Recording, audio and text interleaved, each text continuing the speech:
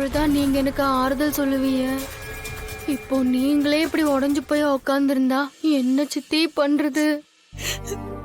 நானும் மனுஷிதானே விஜி, எவ்வளவுதான் தாங்குறது? நான் வளர்த்த பிள்ளைங்க 2 பேரையும் ஏன் கண்ணு முன்னாடியே போலீஸ் அரெஸ்ட் பண்ணி கூட்டிட்டு போறாங்க. பெத்த தகப்பனா என் அண்ணன் அதை தடுத்து நிறுத்து வரணும் பார்த்தா அவங்க பண்ண தப்புக்கு அதுதான் தண்டனை, அனுபவிக்கட்டும்னு சொல்றாரு. நான் என்ன பண்ணுவேன் விஜி? இப்ப நான் என் பிள்ளைங்களை எப்படி காப்பாத்துவேன் சொல்லு? பொண்டாட்டின்னு நான் ஒருத்தி இருக்கும்போது அவங்க இப்படி ஒரு காரியத்தை பண்ணலாமா சித்தி? என் வாழ்க்கைக்கு என்ன நடனே தெரியலையே.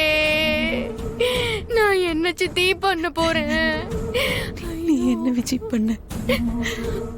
எல்லாம் அந்த ஆக்சிடென்டால வந்தது. என்னைக்கு அந்த ஆக்சிடென்ட் நடந்துச்சு அன்னைக்கு என் குடும்பத்தை பிடிச்ச கெட்ட நேரம் இன்னைக்கு வரைக்கும் விடாம துரத்துது.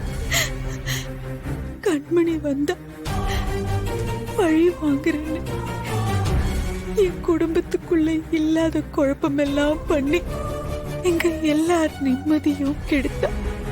மீரா இந்த வீட்டுக்கு வந்தாலாவது அதெல்லாம் சரி பண்ணி எல்லாருக்கும் நிம்மதியை கொடுத்து இந்த குடும்பம் சந்தோஷமா இருக்கும்னு நினைச்சேன்.